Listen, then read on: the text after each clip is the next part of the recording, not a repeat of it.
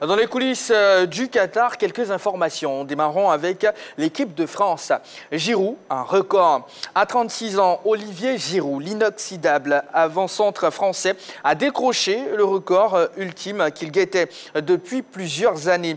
Son doublé réalisé hier devant l'Australie lui permet d'égaler Thierry Henry avec 51 buts. L'ancien Gunner pourrait ne pas s'arrêter là. Il a une belle opportunité de se hisser en tête des meilleurs buteur de l'histoire de l'équipe de France. Dans nos coulisses, oui, l'écrasante victoire de la France sur l'Australie 4-1 a vu bien sûr les réactions de Griezmann et Fofana sur la page Facebook de l'équipe de France. Suivons ensemble. Exceptionnel, magnifique. Après le score il était en notre faveur, mais j'ai pu en profiter à fond, je me suis éclaté sur le terrain. La suite, il faut voir dans 4 jours pour recevoir le Danemark. Et il faudra, j'espère, avoir le même score favorable. Poursuivons avec l'Arabie Saoudite. Yasser Al-Sachari. Voilà, out pour le reste du mondial. Percuté violemment par son propre gardien au visage dans le temps additionnel de la victoire de l'Arabie Saoudite face à l'Argentine. Le mondial 2022 s'arrête pour Yasser Al-Sachrani. Voilà, l'information a été confirmée à travers un communiqué de la Fédération saoudienne de football. Revenons rapidement sur ces deux informations. Olivier Giroud qui égale Thierry Henry. Tableau, un des meilleurs buteurs de la sélection française de football. Ballot? Oui, personnellement, je ne pense pas que je sois un grand fan d'Olivier Giroud. Je tiens à le dire déjà par rapport à son style, mais force est de reconnaître qu'il a de l'efficacité. Il doit peut-être aussi ce rang-là, une certaine patience, à une abnégation, à une persévérance, à beaucoup de travail. Donc il est à féliciter, je lui tire mon chapeau parce que c'était pas donné, du tout donné. En termes de potentiel intrinsèque, c'est pas le meilleur attaquant de l'équipe de France. On a d'autres joueurs comme Karim Benzema qui auraient pu prétendre à égaler Thierry Henry, mais il vient de loin, il a pu s'imposer de par son efficacité. Il a été très souvent critiqué, décrié, mais il n'a pas plié. Il a atteint ce record-là. Félicitations à lui. Un tout petit peu comme Adrien Rabiot, malgré tout ce qui s'est passé, ils reviennent, mais ils reviennent fort. C'est ça les professionnels, les grands professionnels, ce sont ceux-là qui arrivent à se transcender, à oublier ce qui s'est passé et puis à penser à demain. Voilà, Adrien Rabiot a eu des problèmes avec l'équipe de France à un moment donné, il s'est mis au travail du côté de la Juve, il est revenu en équipe nationale et puis il a pris toute sa place. Et puis il faut aussi reconnaître quand même que voilà, la malchance de certains voilà, lui a permis de jouer parce que N'Golo Kanté, Paul Pogba seraient là, ce n'est pas évident. Voilà, qu'il soit titulaire, c'est pareil pour Olivier Giroud non plus. Mais je voulais un peu rebondir sur ce que Ballot dit d'Olivier Giroud, qu'il sache que ce que lui il appelle valeur intrinsèque, Olivier Giroud là. Parce que, oui, parce que je ne sais pas ce que tu entends par valeur intrinsèque. Il est moins talentueux qu'un Karim Benzema. Non, après le talent encore, ça tu vas définir encore ce que c'est que le talent. Parce que Olivier Giroud, il a une palette de jeu que Karim Benzema n'a pas, que les autres n'ont pas. Et c'est cette palette de jeu-là dont tu as besoin un entraîneur de la trempe de Didier Deschamps. Avec Olivier Giroud, il y a une autre forme de jeu, une autre proposition de système de jeu, voilà, avec laquelle, je dirais, Didier Deschamps compte. Et là, hier, ça n'a pas menti, ça, voilà. Donc, c'est souvent bien de regarder les joueurs sur d'autres formes, sur un autre prisme, que de penser que tout le monde doit pouvoir être comme Mbappé ou Paul Pogba et autres. Il y a un élément qui est assez drôle avec Olivier Giroud quand même. C'est que quand Kylian a commencé à réaliser de très grandes performances en équipe de France, il avait tout simplement demandé à être remis dans l'axe à la place d'Olivier Giroud. Ensuite, il y a Karim Benzema qui est revenu en équipe de France. Et ces derniers temps, Kylian Mbappé avait soulevé une polémique au PSG qui avait été surnommée la polémique du pivot gang, où il réclamait au PSG d'avoir un neuf type du style Olivier Giroud. Donc, le Olivier Giroud qui était décrié il y a de cela quelques saisons, il est venu en équipe de France cette fois-ci, mais avec la blessure malheureuse de Benzema, mais dans un statut où la France a tellement de bons ailiers derrière qu'ils ont besoin de quelqu'un juste pour finir les actions. Ouais. Quand on voit hier le style de jeu de Kylian qui prend beaucoup de plaisir sur le côté, Dembélé on n'en parle même pas, Griezmann qui est derrière, Mais quand ils finissent ça, ils ont besoin de quelqu'un dans la surface des réparations. Voilà, qui n'a aucun état d'âme. Et lui, il va profiter pour une fois de cette Coupe du Monde. Il ne faut pas oublier que lors du dernier mondial, il n'avait même pas pu marquer un seul but. Ouais. Donc la France était championne du monde. Et là, que dans sa palette technique, voilà. Jeu au pied, jeu de tête, voilà. Jeu dos, but. Ouais. Et là, il vient sauf le jeu de but, mais quand même Benzema aussi remplit à peu près toutes les cases. Et en plus, quand même Benzema est capable de s'incruster dans une défense, ce qui n'est pas totalement le cas d'Olivier Giroud. Je ne remets pas en cause son travail. Oui, je ne remets pas en cause son travail d'au but. Bon attaquant de fixation, ben Karim Benzema remplit toutes les cases aussi, capable en plus de fixation. Alors derrière, on va parler un tout petit peu. Vous avez certainement vu ce choc-là, ce choc violent de la sortie du gardien de l'Arabie Saoudite qui a percuté Yasser Al-Sachrani. Il est out. On a regardé vraiment ces images-là avec beaucoup de peine au cœur, mais il va bien. Son opération s'est bien passée. Ça reste une bonne nouvelle, même s'il ne participera pas au mondial. La santé d'abord. Oui, ça reste une bonne nouvelle. Et c'est toujours difficile de se blesser en cours de tournoi qu'avant le tournoi. Voilà, parce que là, il est dans son tournoi, il était dans son match. Malheureusement, c'est son propre coéquipier qui le percute. Bon, ce sont des images qu'on n'a pas envie de voir au football. Il est rétabli, c'est une bonne chose. Ça va faire un pion en moins pour l'Arabie Saoudite, mais je sais qu'Hervé Renard saura variablement le remplacer. On imagine un tout petit peu comment cette journée déclarée fériée a été utilisée par nos amis. Elle a sans doute été sans alcool. Ça, au moins, on en est sûr. On en est sûr, par nos amis saoudiens. Allez, une nouvelle rubrique entre dans le contenu de la grande team. Oui, en rapport avec la Coupe du Monde. Vos commentaires sur le réseau social Facebook, scrutés à la loupe par notre Jojo et bien sûr Moussa Konaté pour habiller tout ça. Eh bien, voici ce que ça donne.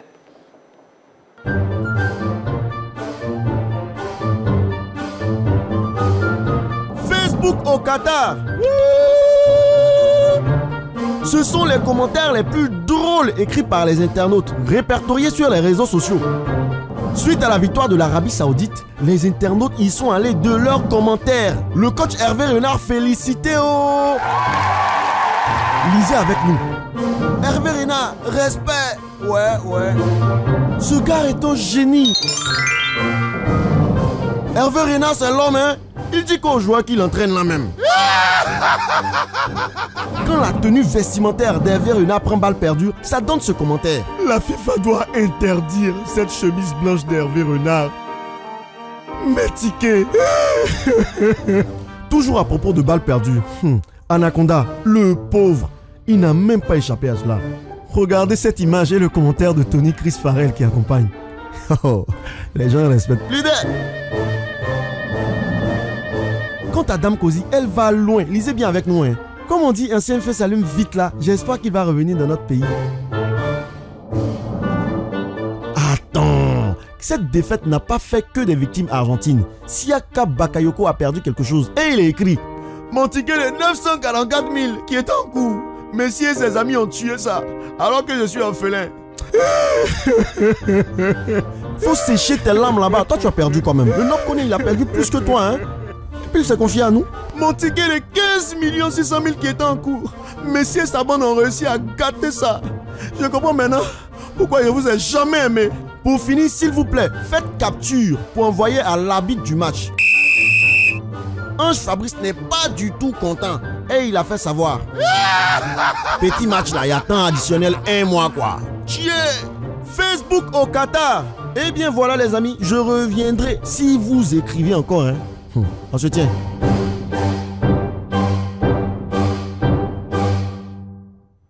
Allez, Facebook est bel et bien au Qatar. Messieurs, qu'est-ce que vous en pensez tout simplement? On remarque derrière qu'il y a beaucoup de parieurs qui pleurent parce que leurs pronostics sont tous déjoués, clairement, avec le niveau de ce mondial-là, n'est-ce pas? Bon, question de niveau, on va attendre encore. Je parle bien sûr en termes de surprise. C'est le favori qui va. J'avais pas regardé le match en direct. Oui. Une petite. J'ai eu le résultat du match avec quelqu'un qui parlait de son ticket de 5 000 €. C'est là que j'ai su que l'Argentine avait perdu. Non, c'est clair, comme tu le dis, c'est toujours un grand qui va gagner. C'est pour cela que quand j'entends des gens dire il n'y a plus de petites équipes, je suis surpris quand. Parce que là. Vous n'êtes pas de ceux-là? Non. Il y a des petites équipes. Parce que c'est toujours les grands qui gagnent. Donc, ça veut dire qu'il y a des petites équipes. Le modèle qu'on attend.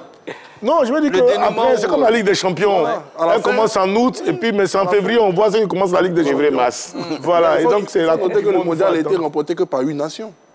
8 nations. Donc Ah oui? imaginez, 8. c'est tout. Donc il y a des petites équipes, l'Espagne l'Arabie était à la Saoudite 8e. a réussi un exploit. La dernière. Bon, La nouvelle. Même si La moi, 8e cet équipe, exploit-là, franchement, voilà, le but de Lautaro Martinez.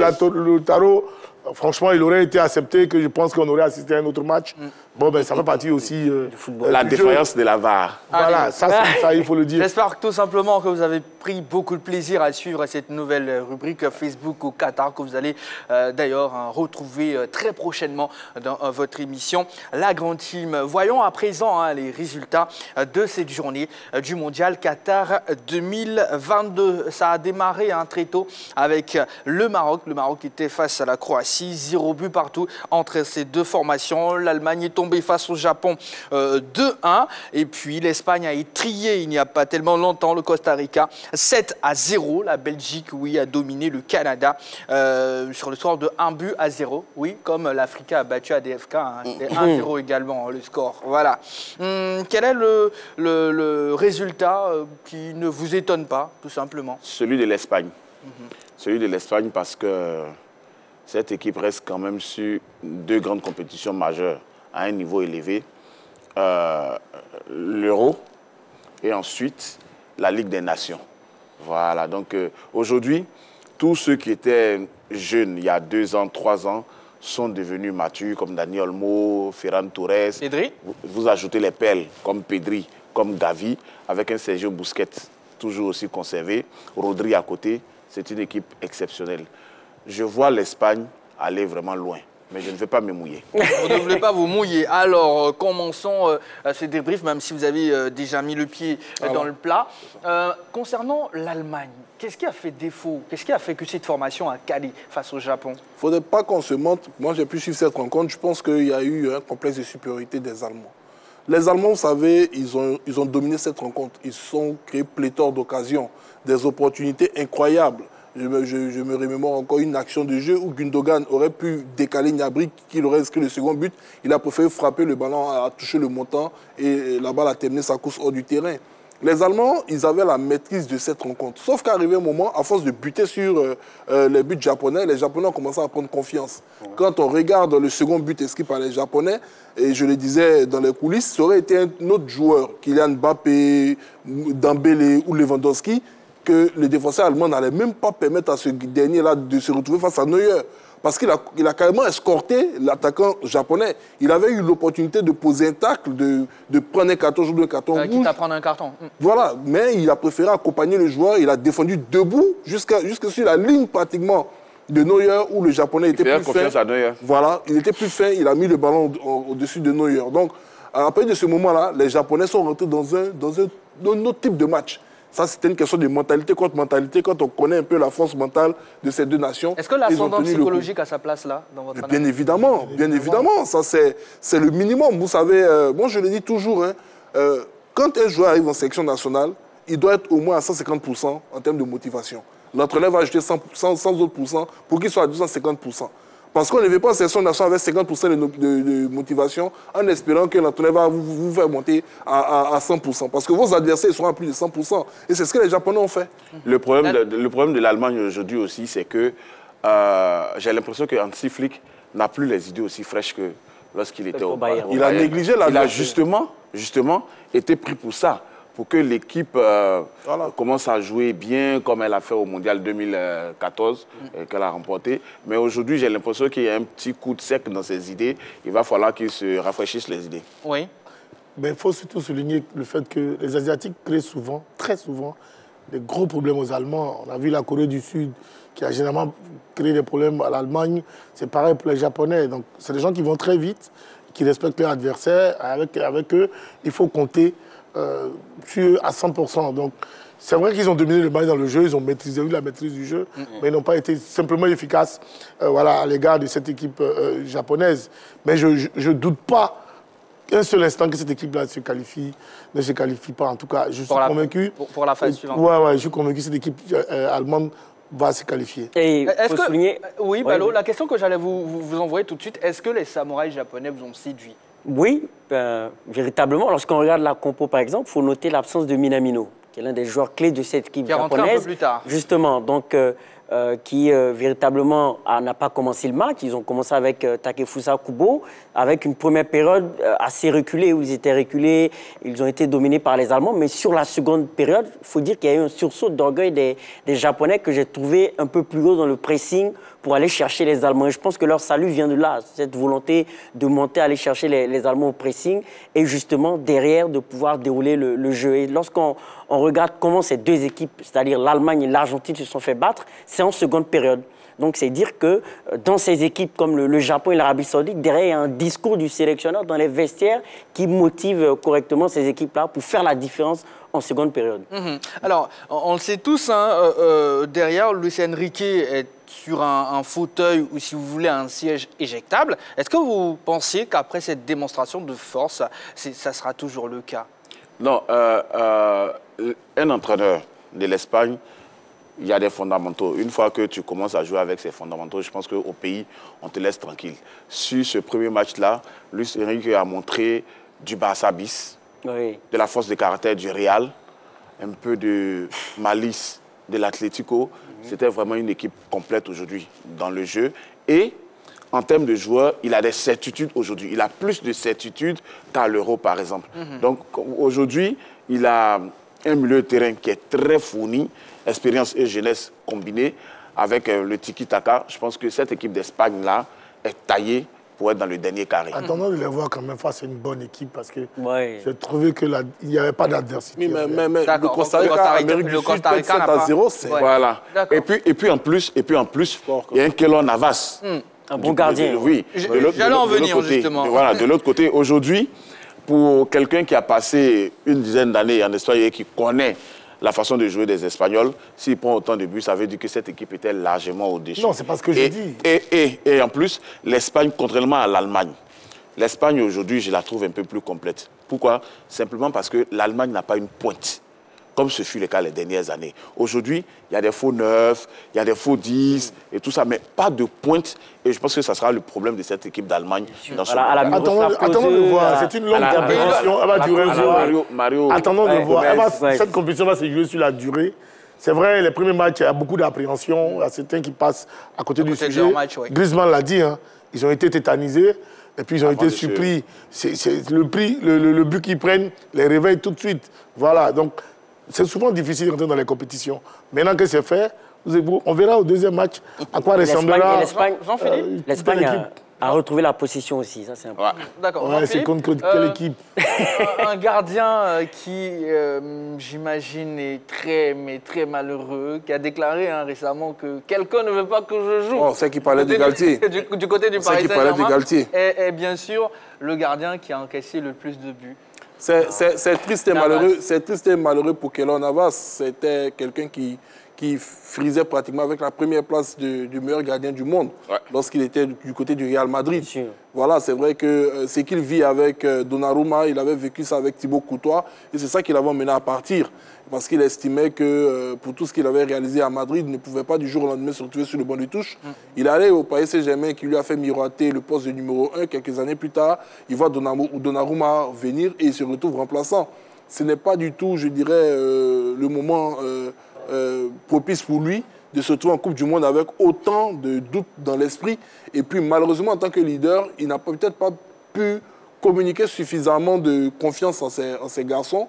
Parce qu'une équipe comme le Costa Rica qui joue régulièrement les compétitions en Amérique du Sud, on connaît le niveau du football sud-américain, puis se faire battre 7-0 par l'Espagne, ça veut dire quand même qu'il y a Keylor Navas, comme chose qui ne va pas.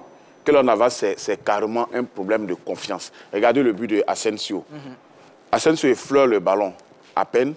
Keylor Navas a le ballon à portée de main, mais bon, il n'arrive pas à s'en saisir. Et Asensio marque. C'est carrément un problème de confiance. Le Keylor Navas du Real Madrid n'aurait pas laissé passer. Impliqué dans les 3 ligues des champions du Real Madrid, il faut le rappeler. Il y a pour beaucoup. Un mot sur la Belgique qui était face au Canada d'Alphonso Davies. Alphonso Davies d'ailleurs qui a manqué un penalty pendant ce match-là. Est-ce que vous pensez que la Belgique d'Eden Hazard, de Kevin De Bruyne est enfin taillée pour aller au bout de cette compétition-là? Non, moi je pense que la Belgique est passée à côté de de sa grande équipe. Cette grande équipe-là, la dernière Coupe du Monde, c'était la meilleure pour moi. L'équipe belge, cette équipe est trop jeune. Voilà, pour moi, elle devrait attendre. Sinon, pour l'instant, elle va briller certainement, mais je n'ai pas confiance en elle. En tout cas, je ne compte pas avec elle. Oui, Ballot. Et je pense qu'aujourd'hui, le football d'aujourd'hui, c'est plus la force collective. Avant, la Belgique se caractérisait par des foudres de guerre individuelles, Kevin De Bruyne, Lukaku et d'autres, même Thibaut Courtois. Mais aujourd'hui, c'est vrai qu'ils sont dans une forme de transition parce que les grands joueurs sont dans une phase de trentenaire. Hazard n'est plus ce qu'il était. Seul Kevin De Bruyne, parmi les cadors, arrive à être au top niveau. Donc, je pense que la Belgique va s'en remettre maintenant une force collective, hein, pour moi. On attend de voir, mais pour moi, il y a l'opportunité là de montrer que ce n'est pas des individualités, c'est un collectif. Et le Japon et l'Arabie Saoudite ont prouvé qu'avec un collectif, on peut faire déplacer des montagnes plus qu'avec des grandes individualités. La perf du jour. Aujourd'hui, on s'intéresse au Maroc, troisième représentant africain à entrer en lice. Le Maroc qui a fait match nul face au vice-champion du monde, la Croatie. Alors, San Séverin, quelle est votre analyse de ce match-là? Une équipe délicieuse du Maroc. On sent clairement la patte Regragui. Ça, tout le monde vous le dira. Il gagne la Ligue des Champions avec le Wydad. Il prend la place de Vaïd avant le mondial. Il rafraîchit cette équipe. Il ramène le leader technique, Ziyech. Il a un cadre comme Hakimi, un joueur comme Mazraoui qui s'est blessé. D'ailleurs, je pense, on espère qu'il ira bien. Vous avez Saïs, vous avez Nesseri. Cette équipe du Maroc, là, pour la première fois depuis ces dernières années-là, j'ai une confiance aveugle en elle. Et surtout en son Pep Guardiola, qui est Walid Regragui. Moi, déjà, elle donnait une très bonne impression durant la CAN dernière. Ça, il faut le reconnaître. Et puis, voilà, cette équipe-là, aujourd'hui, elle est beaucoup plus technique, beaucoup plus physique, beaucoup plus complète que la dernière équipe. Mais maintenant, le Maroc reste toujours cette équipe-là, talentueuse, qu'on attend toujours et qui n'y arrive pas parce qu'il n'y a pas de véritable buteur, il n'y a pas de véritable tueur. Parce que El Nesri n'est pas, pour moi, c'est pas cette avant-centre-là avec lequel on peut aller loin du côté du Maroc. Bon, mais ça reste une compétition internationale, on va voir ce que ça va donner. Aujourd'hui, le Maroc, dans toutes les lignes, a quand même une force impressionnante. Oui. Le gardien africain qui joue le plus sur ces 2 dernières années, c'est Yacine Bounou. Oui, il est dans le top 10 du trophée Yacine. Il est là. Au milieu, Amrabat, c'est une perle rare. Et devant, je le disais tout à l'heure, Ziyech et les autres. L'objectif n'est pas de me convaincre. C'est pas moi que tu dois convaincre. Cette équipe du Maroc, là. J'espère que les Marocains vont peut-être nous surprendre, mais sinon... Moi, je ne compte pas trop sur cette équipe-là parce qu'elle est trop bling-bling, à mon sens. Parlons toujours des Lions de l'Atlas. Jean-Philippe, en 1986, cette équipe avait réussi à sortir de cette phase de poule. Rééditer l'exploit. En étant première, d'ailleurs. Merci beaucoup pour la précision. Vous pensez que c'est possible? C'est possible. Moi, vous savez, pour cette compétition...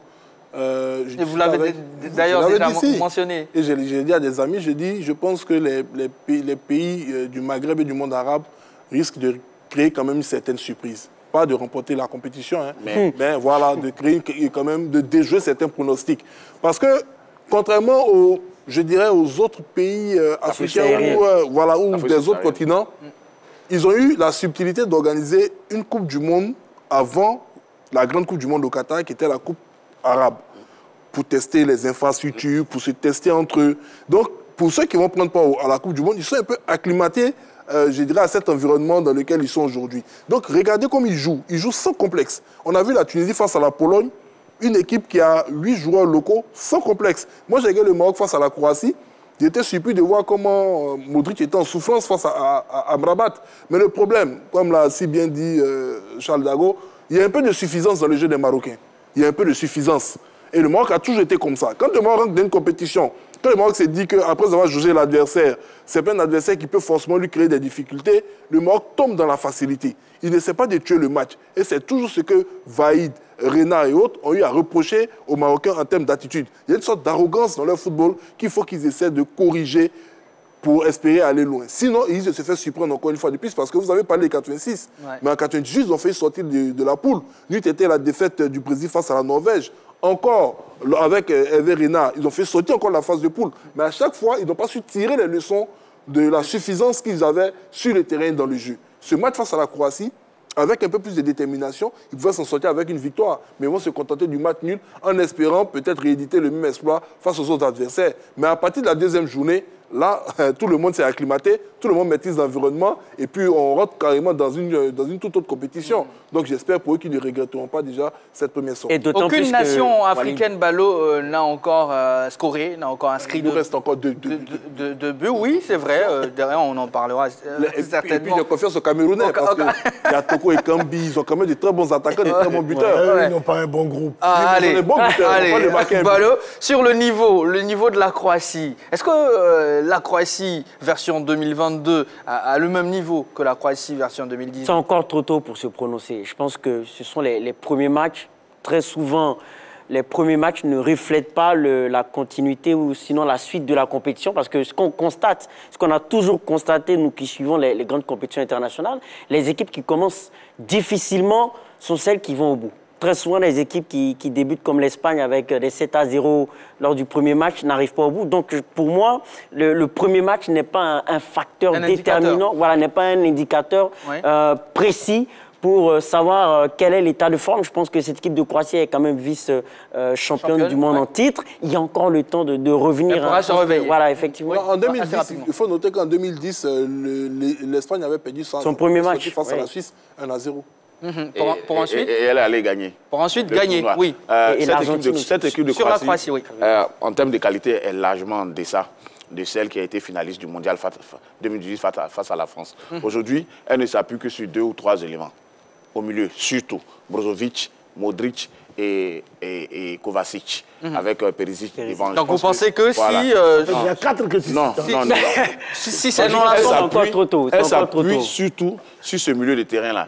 Si ce milieu de terrain n'est pas là, la Croatie aura déjà des problèmes. Pourquoi tu crois qu'ils sont là? Deuxième chose, la défense croate n'est plus souveraine.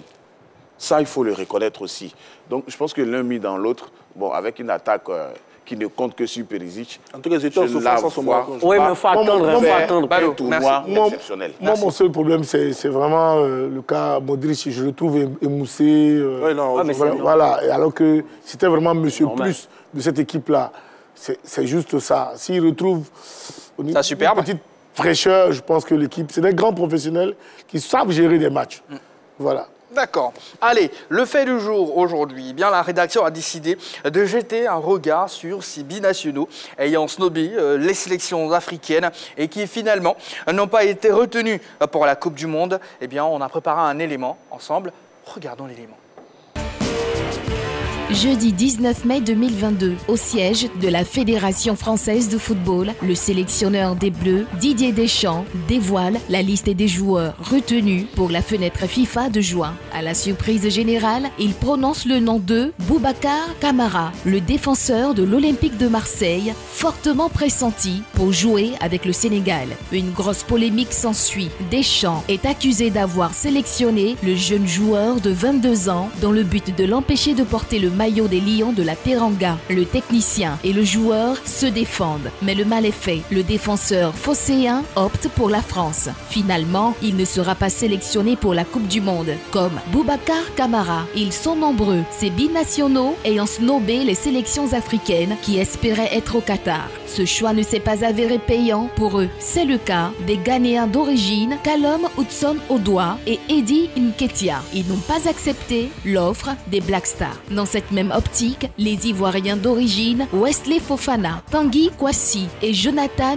Bamba ont refusé de dire oui aux éléphants. Au Cameroun, malgré les opérations de séduction du président de la fédération, Samuel Eto'o, le jeune attaquant du Paris Saint-Germain, Hugo Ekitike, n'a pas rejoint la tanière des Lions indomptables. En Algérie, Amine Gouiri a ouvertement dit non au Fennec. Ryan Haït Nouri et Yassine Adli, eux, hésitent. Alors qu'il aurait eu plus de chance avec la Tunisie, Wissam Ben Yedder a été laissé à la maison par la France. Il en est de même des Congolais d'origine, Kolo Muani et Benoît Badiachil. Et Et voilà, les sélections africaines doivent-elles continuer d'appeler les binationaux qui espéraient disputer le mondial avec une autre nation? C'est notre question LGT de ce soir. Et sur la page Facebook de la 3, Balo Vampa écrit ceci: l'équipe nationale ne doit jamais être une obligation pour qui que ce soit. On parle de la patrie, l'amour du pays. On ne doit jamais forcer quelqu'un à jouer pour son propre pays. Alors, Dago Charles, est-ce que vous comprenez l'attitude ou le choix de ces binationaux? Écoutez, je ne pense pas qu'il faille se mettre dans la peau de ces joueurs-là pour savoir s'ils font bien de dire oui ou de dire non. Moi, je pose la question autrement. Est-ce que nos pays sont suffisamment professionnels pour que, lorsqu'on leur demande de venir, ces garçons-là aient envie de venir directement? Ils courent pour venir, contrairement aux pays européens dans lesquels ils veulent jouer, pour lesquels ils veulent jouer. C'est ça la vraie problématique. Surtout si on met en face, Dago Charles, permettez-moi, ce qu'ils ont déjà connu avec les sélections jeunes de ces pays-là. Voilà, parce qu'il n'y a pas de génération spontanée. Ils jouent avec des générations, donc ils croient qu'ils peuvent finir en sélection A de ces pays-là. Et puis, pendant ce temps, nous ne travaillons pas aussi sur des générations. Nous comptons sur sur ces joueurs-là à un moment donné, parce que nous n'avons pas de véritables projets, de véritables programmes de développement de notre football. Figurez-vous que pour le cas de la Côte d'Ivoire, les années 80-90, on n'avait pas de problème de binationaux. On n'avait même pas. Même hier, avec nos garçons, la génération dorée, la question des binationaux ne se posait pas. Parce que les formations étaient faites de sorte que les gens avaient envie de courir pour venir jouer en équipe nationale. Donc, si nous mettons les conditions qu'il faut, ces questions ne se poseront pas avec ces joueurs-là. Mais comme nous ne faisons pas cela et que nous réagissons par à coup, lorsqu'il y a une compétition, on dit « Ah, on a besoin de tel joueur pour venir, on a besoin de tel joueur pour venir, il n'y a pas de programme. » Bon, voilà, c'est pour ça que ces garçons-là disent oui aujourd'hui et puis disent non demain. Donc, ce n'est pas la peine de leur en vouloir pour dire, bon, voilà, celui qui ne vient pas, c'est parce qu'il n'aime pas la patrie. Ouais. Ou bien celui qui vient, c'est parce que lui, il aime la patrie. Non, je ne crois pas. D'autres qui ont dit non hier, aujourd'hui qui ont dit oui. Est-ce que ça veut dire que c'est maintenant qu'ils aiment la patrie ou hier, ils n'aimaient pas la patrie? Non. Je pense que c'est à nous, à nos dirigeants, de mettre des véritables projets, des véritables programmes de développement du football en Afrique pour que nos petits frères qui vivent en Europe, qui sont nés en Europe, aient eux envie de venir jouer pour leur patrie que le contraire. Les sélections africaines doivent-elles continuer d'appeler les binationaux qui espéraient disputer le mondial avec une autre nation? Vous pouvez nous appeler dès à présent, plus 225 27 21 59 93 99. Sans Séverin. Je me souviens des propos de Arsène Wenger qui disait « Si Kylian Mbappé était au Cameroun, est-ce qu'il serait le Mbappé d'aujourd'hui ?» Voilà, c'est juste pour mettre l'accent sur la formation. Aujourd'hui, combien sont ces binationaux-là qui font des mains et des pieds pour venir dans les sélections africaines? Ce sont plutôt les sélections africaines qui vont vers eux. Quand tu es jeune en Europe, quel que soit le pays, tu veux suivre le processus normal des sélections de jeunes à la sélection A. Mais quand ça ne vient pas, évidemment, tu es un footballeur, tu sais que la carrière ne dure pas longtemps. Donc, tu cherches une autre poste de sortie, surtout si tu as une double nationalité. Non, ce sont tes sélections, ce sont les sélections africaines qui doivent faire en sorte que ces jeunes-là restent loin. D'accord. Monsieur Camara, il nous appelle Dabobo. Bonsoir, monsieur Camara. Bonsoir, bonsoir, JB. Comment allez-vous? Oui, merci, chez vous. Ça va, merci beaucoup. Allez, sur la question LGT, quel est votre avis? Bon, pour ma part, je pense qu'il faut toujours appeler, voilà, laisser la porte ouverte et toujours aller vers eux. Aller vers eux, les faire comprendre l'importance de les avoir en sélection, leur proposer un projet vrai, voilà. C'est vrai aussi, quand on vient en sélection, c'est par amour. Mais après, il y a des choix de carrière, des choix de personnes, voilà. Et aussi, il y a des questions d'ego. Il faut dire que quelqu'un qui est titulaire dans son club, s'il doit venir en sélection, vraiment, pour être en deuxième plan, ça sera un peu compliqué. D'accord. Voilà. Donc pour vous, on doit laisser la porte ouverte, tout simplement. Oui, on doit laisser la porte ouverte. D'accord. On doit laisser la porte ouverte. Merci beaucoup, monsieur Camara. Excellente soirée à vous. Allez, comme M. Camara, vous pouvez toujours nous appeler. Les sélections africaines doivent-elles continuer d'appeler les binationaux qui espéraient disputer le mondial avec une autre nation? C'est notre question LGT de ce soir. Ballot. Oui, je pense que l'observation de Charles Dago est tout à fait légitime. Au-delà de l'amour de la patrie ou pas, d'ailleurs même en parlant d'amour de patrie ou pas, je trouve que c'est assez hypocrite parce qu'un joueur, à mon avis, ne fonctionne que par ses intérêts personnels. Je pense que tous les binationaux qui sont sollicités, ils vont se poser des questions. Il y a certes le projet, il y a l'environnement qui est mis autour, il y a les conditions, mais aussi le rôle qu'ils entendront jouer dans cette équipe-là. Est-ce que on va leur confier un rôle prépondérant? Comment est-ce qu'on va les utiliser? C'est tout un ensemble de questions qui rentrent en ligne de compte avant d'accepter de jouer pour une sélection ou pas. Et je pense que, clairement, au niveau des sélections africaines, on doit essayer de tout mettre en œuvre. Non seulement mettre les conditions, mais être très attentif à ce que ces joueurs-là veulent, au rôle que ces joueurs veulent jouer au niveau de ces différentes sélections. Mais au-delà même des binationaux qui sont sollicités, il faut dire qu'il y a d'autres binationaux qui, par exemple, ne sont pas sollicités, mais qui veulent, par exemple, jouer avec l'équipe de Côte d'Ivoire. Il y a un joueur à Leeds United, Nyonto, ailier, je l'ai déjà dit sur ce plateau, qui est ivoirien, qui jusque-là n'a pas encore été approché par la Fédération ivoirienne de football. On a Alain Zadi à Monaco, qui est le deuxième gardien de l'AS Monaco, qui véritablement a le profil pour faire partir, en tout cas pas pour être titulaire, mais pour faire partir des gardiens sélectionnés en équipe nationale. Donc je pense qu'il ne faut pas jeter la pierre à des joueurs comme Thiemoué, Bakayoko, qui ont leur raison. Et je pense qu'il faut le dire, hein, les joueurs ne réfléchissent que... Oui, mais effectivement, je pense que les joueurs ne réfléchissent que par leurs intérêts. Salomon Kalou, s'il avait la possibilité, c'est vrai que je ne vais pas entrer dans un procès d'intention, mais s'il avait la possibilité d'évoluer avec la Hollande, peut-être qu'il ne serait pas en équipe nationale de Côte d'Ivoire. Oui, donc, allez, sur la question LGT de ce jour, eh bien, voici ce qu'en pensent les Ivoiriens. Selon moi, on doit plus se baser sur les nationaux et élever le niveau du championnat ivoirien de telle sorte qu'on n'ait plus besoin d'appeler d'autres joueurs ailleurs. S'ils sont capables et s'ils ont le potentiel requis pour jouer dans l'équipe nationale, c'est une belle aubaine de les inviter à venir jouer. La finalité, c'est avoir la coupe. C'est une question qui est assez préoccupante, voilà. Parce qu'on constate qu'aujourd'hui, bon, lorsque les Africains naissent déjà en Europe, je trouve que là-bas, le développement est encore plus accéléré. Donc, ils préfèrent continuer à soutenir eux, les patries, au lieu de venir ici en Côte d'Ivoire. Bon, quand il insiste, moi je trouve qu'il vaut mieux les laisser. Voilà, il faut avoir l'amour de la couleur d'abord. Avec Didier Drogba, il était d'accord à jouer pour le pays, donc c'est vrai qu'il s'est donné à fond. Donc, c'est pas obligé d'appeler les binationaux. Il y a les Africains qui sont talentueux. Tels que la SEC, le Stella Club.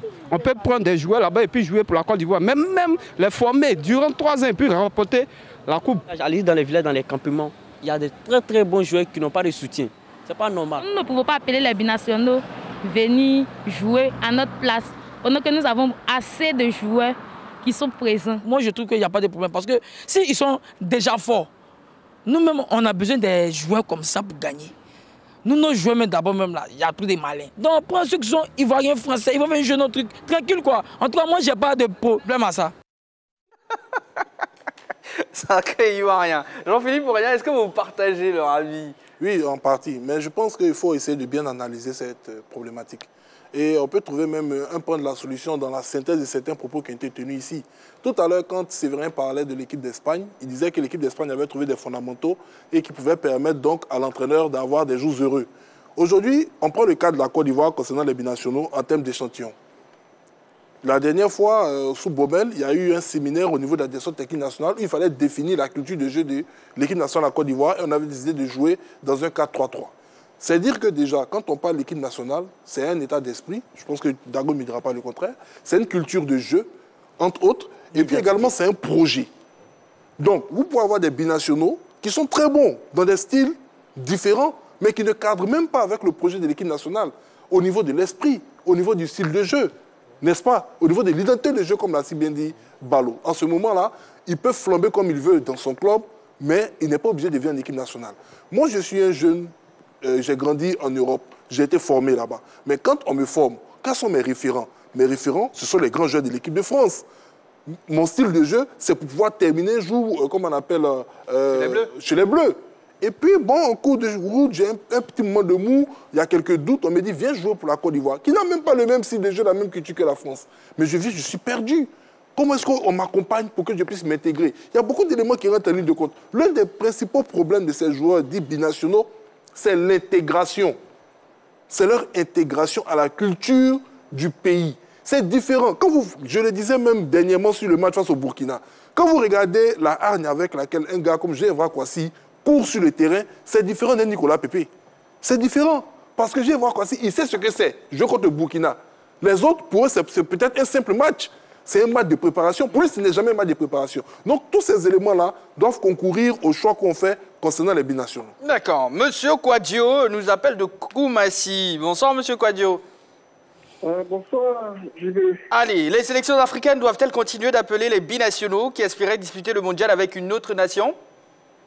Alors, pour ma part, les sélections, la fédération du moins, doivent ne plus s'inscrire dans ces projets de binationaux parce que en réalité, ils n'apportent rien aux différentes sélections à part...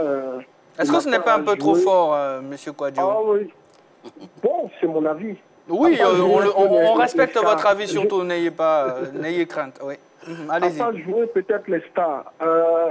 Vous avez vu l'époque des Zézéto et autres, on a vu la formation qu'il y a eu au niveau de l'académie Ino Sifcom et ça nous a donné une excellente génération, dite génération dorée. On a vu ce que ça a apporté sur plusieurs années ici, au sein de notre sélection. Aujourd'hui, on court après ces binationaux qui arrivent, l'autre parlait, Jean-Philippe parlait d'intégration et c'est compliqué leur intégration. On a le cas Zahar qui, avant d'entrer en sélection, avait du mal à s'exprimer avec ses coéquipiers. Il y avait des problèmes d'entente avec ses coéquipiers. Donc il y a trop de problèmes d'intégration. Moi, je pense que les fédérations, du moins, doivent se réinscrire dans les projets de formation et pour pouvoir construire une équipe véritable pour aller batailler.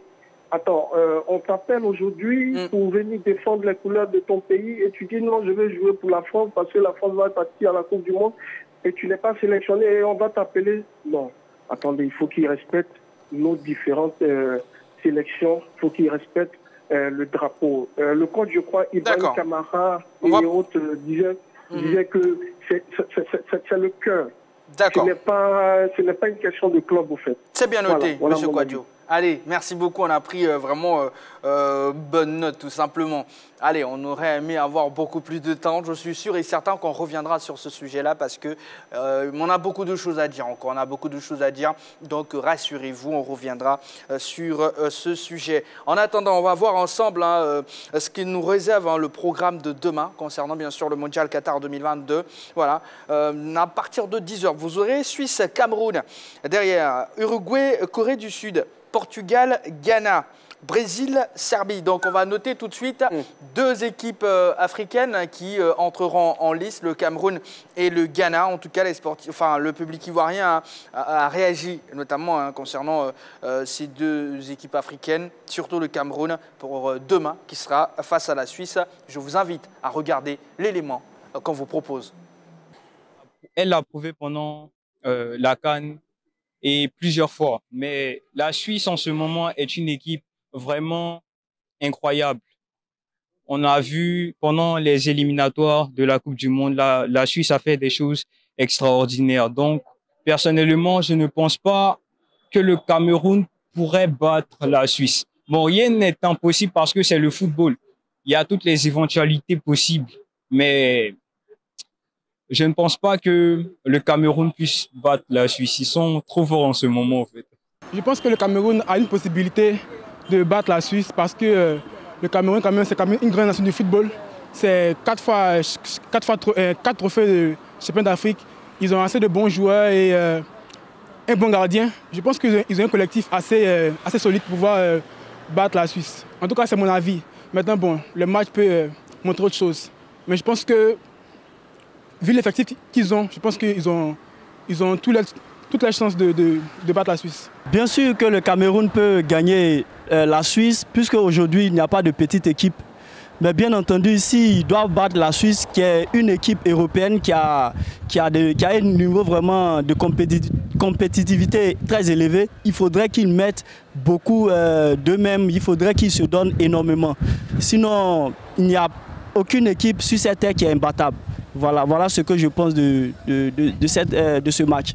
De mon point de vue, je pense que le Cameroun peut gagner la Suisse.